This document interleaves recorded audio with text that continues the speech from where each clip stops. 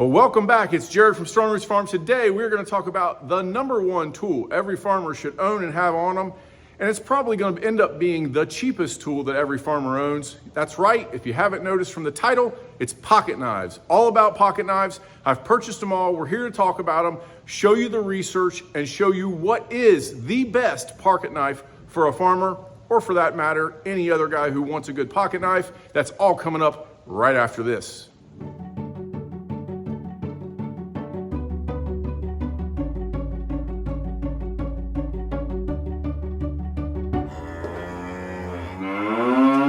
Welcome back. I've had some questions about this tool, the pocket knife, specifically where I work. And so guys carry different pocket knives, and I have chosen a different one. And today I will go over all that. But I want to let you know up front, I have not been paid by any pocket knife company.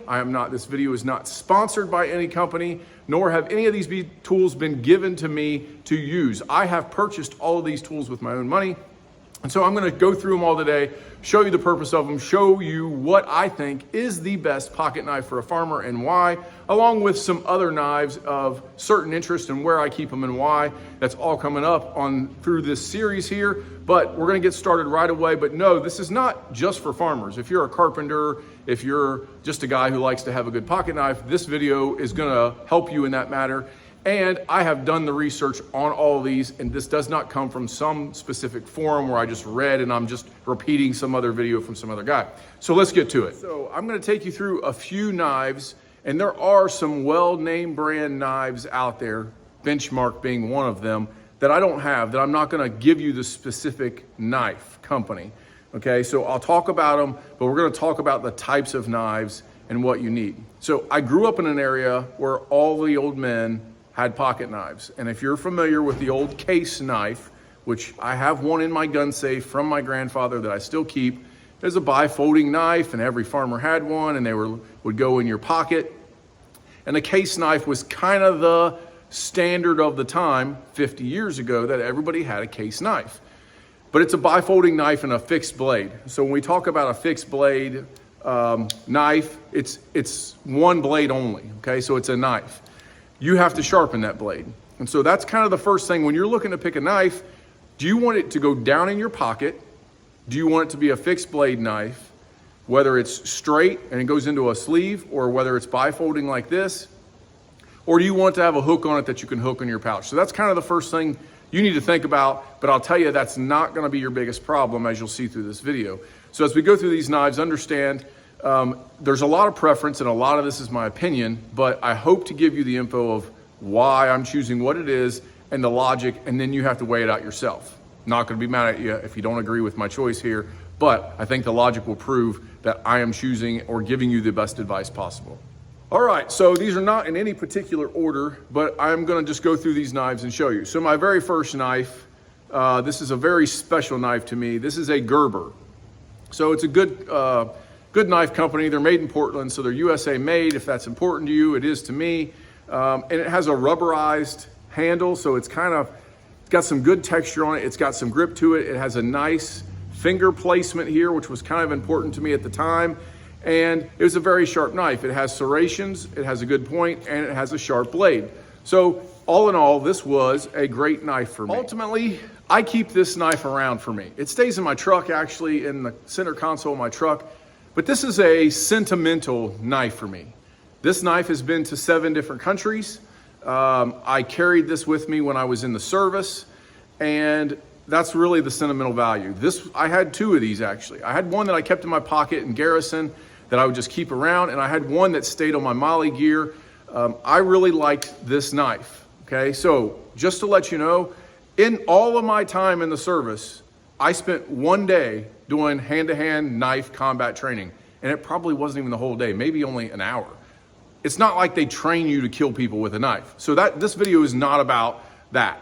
And that's not the reason for this knife, the sentimental value. Ultimately, to be honest with you, this knife spent more time opening MREs and cutting 550 cord than it ever did anything in combat. I picked out some splinters, other things like that, but this is not a great knife to me because it's a killing Rambo army knife. This knife was just great because it's the one I used in the service and it's sentimental to me. But ultimately, I like this knife.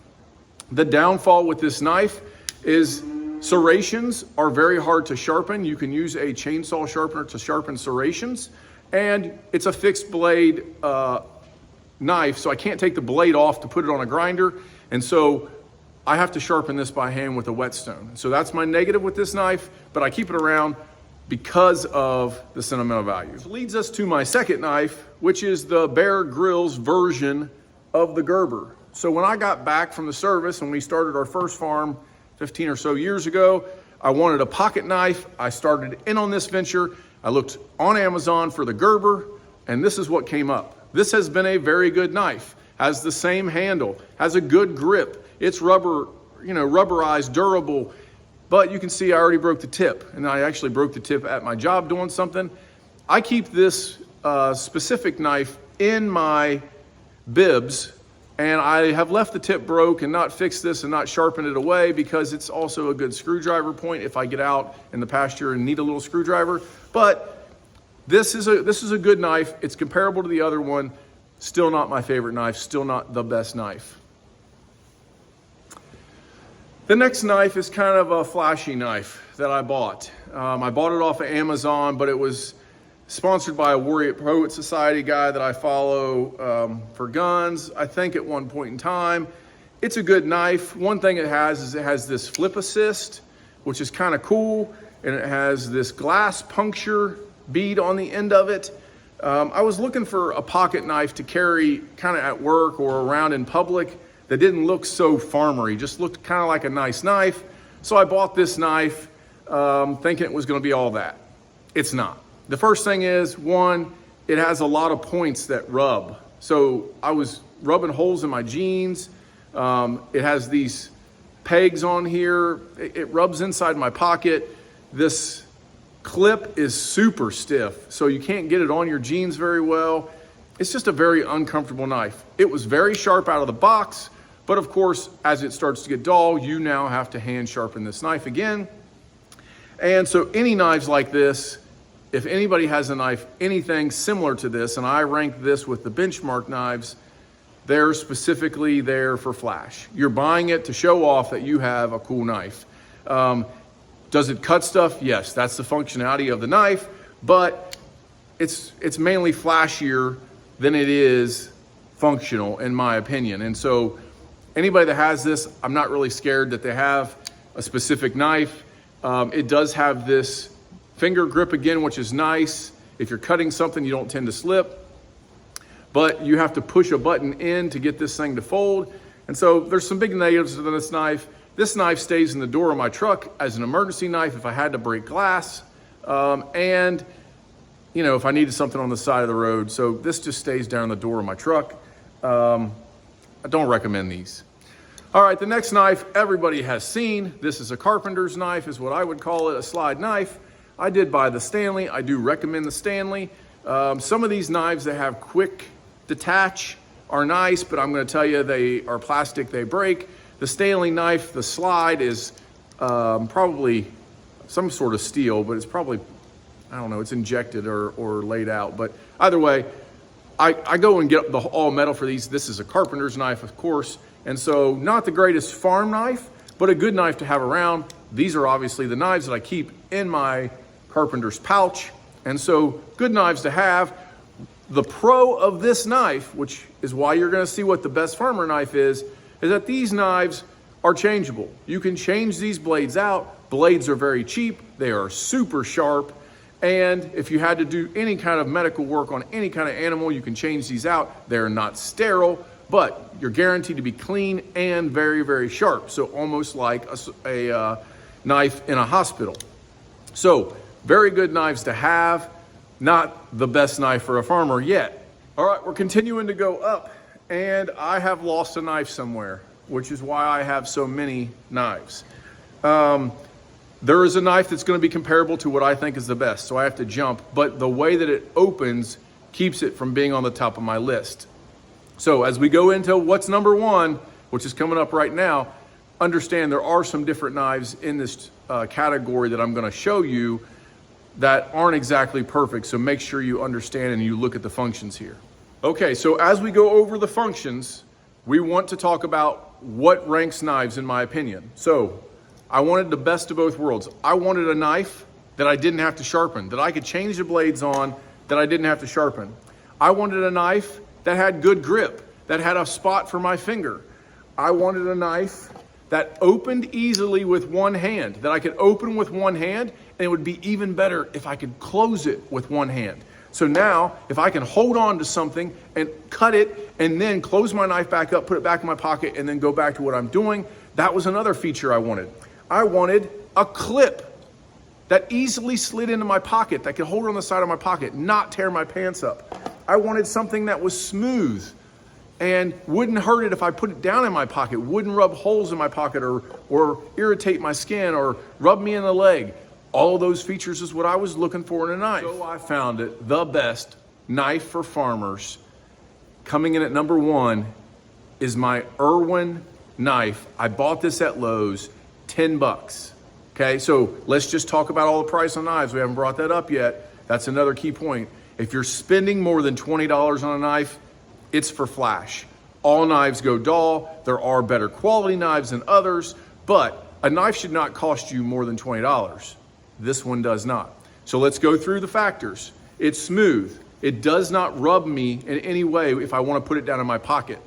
The clip is functional, yet spring loaded, yet it's not hard to get on my pants. I can open it with one hand. It springs open. It has a 2/3, I guess, click here, and it also has a full click. But I can open this and close it with one hand. All one-handed. It's got an interchangeable blade. It's a Carpenter's blade. It's a whatever these things are called, razor blades. I've got a pack of 1,000 of them. We use them on the job sites all the time. And with a 2-sided knife, you could be out in the pasture, not have any tools, say, man, my knife is really dull, spin it around. Well, what if you've already used the other side, Jared? Well, the best knife for farmers has another clip in it. So this little thing comes open and there's a spare blade in there. This knife is awesome. Has a spot for my finger so I don't slide. It's got rubberized coating for good grip. This knife has it all. So I said there's a knife around here that I lost that my son is actually looking for now that I couldn't find. It's very comparable to this. It was made by Cobalt, which is a Lowe's company, and it had the push button kind of like this that you had to push to release the blade to flip back in. And so my negative with that, it's a very good knife. It's good for carpentry. I still use it. I keep it on something around here and somehow it got used and not put back.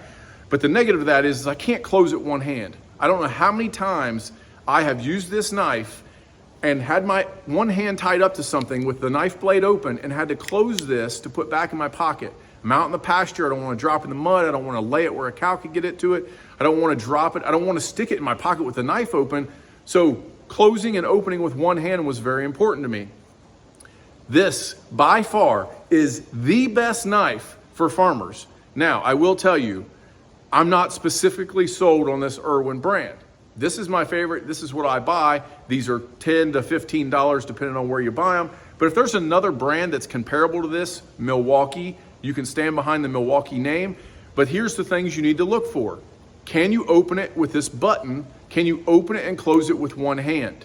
How hard are the blades to change out? Does it have extra blade storage? Does it go on your pocket well? Is it smooth? Is it going to tear your pocket up if you wanted to hide it and put it down in your pocket? Does it have a notch for your finger so you don't slip? How good is the grip? Is it rubberized? This fits the bill for everything I want in a pocket knife, but it's not flashy. Doesn't look as cool as this, doesn't have the Benchmark name, doesn't have any exciting stories like this one, but functionally, this is the best knife. Go in your bibs, go in your pocket, go inside your pocket, stay on your tractors. For the price of this, you could have one in every tractor toolbox. This is the best knife by far that every farmer should own. I like this knife so much. No, I love this knife so much. I own 4 of them. Each of my kids have the same exact knife. I have a pair that stays in my bibs. This is by far, try me on it, the greatest knife. Well, there you have it. Thanks for watching. It's been an exciting video. I don't do a lot of these tool videos here on the farm. If you haven't watched, we're still tinkering around in the shop on our gun range targets, and I have a new video coming out. I have not only found the best knife, I have found the best and cheapest gun range target. I've never seen it on YouTube. I've never seen anybody else do it. Anybody has access to this material. It's not something that I build out of crazy free material that I got, like in some of my other videos. This is the best gun range target I've ever seen, and that's gonna be my next video coming up. But thanks for watching this about knives. Hopefully this helped you. Hopefully you can understand it doesn't cost a lot of money to have something very good, a very good tool. You should understand that. I am a Harbor Freight shopper. I like Harbor Freight tools. If I'm gonna buy something that I use every day, I'm probably not gonna buy it at Harbor Freight, so you have to know what to look for. But I have searched the gamut, read the forums, seen the different knives in the gun store. I have done my research on this, and by far, it's not flashy, and I get made fun of because everybody else has these cool flashy knives. This is by far the best knife you're ever gonna find. I appreciate you watching. Please like and subscribe. Help us with our video minutes. Share this on Facebook if you haven't. If you want to send this to a friend that's looking for a knife, I appreciate everything that everybody is doing. Thanks. Have a good day.